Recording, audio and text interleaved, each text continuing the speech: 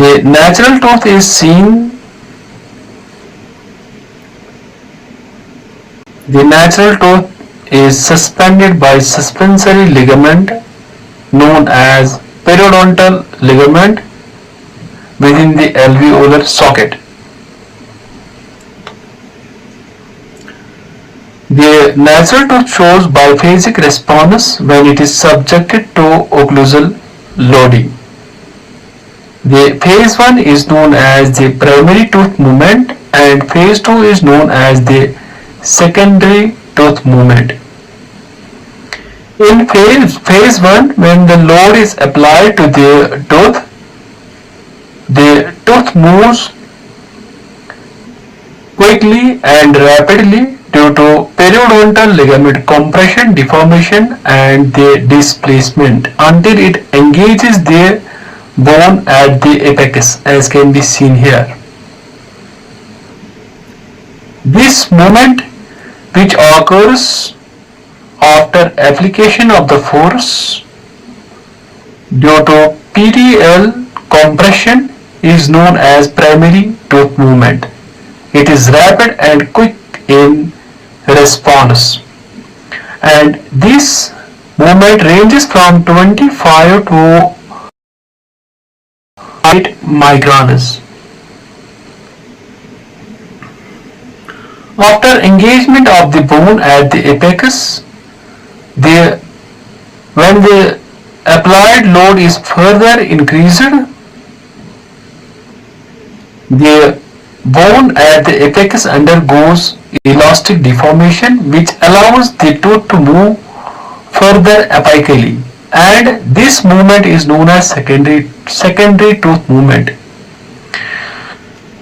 And this secondary tooth movement ranges from 3 to 5 microns. The elastic deformation of the bone accounts for this amount of tooth movement. This graph illustrates the nonlinear biphasic tooth response to loading because of periodontal ligament, which acts as hydraulic shock absorber. When light force is applied to the tooth moves significantly within the periodontal ligament space. Due to periodontal ligament compression, deformation and displacement, the periodontal ligament fluid gets displaced, which allows the tooth to move rapidly and quickly, and this movement is known as primary tooth movement, and it ranges from 25 to 108 microns. After the tooth engages the alveolar bone and the magnitude of force is increased, the alveolar bone undergoes elastic deformation, and this deformation permits the tooth to move further, and this is known as secondary tooth movement.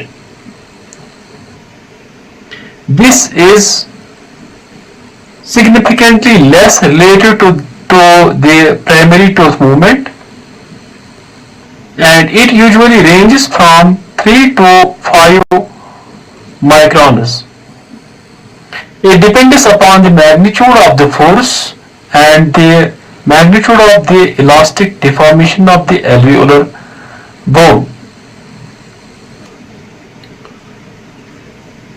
The peak and subsequent plateau represents physiological limit where the tooth is braced against the bone socket.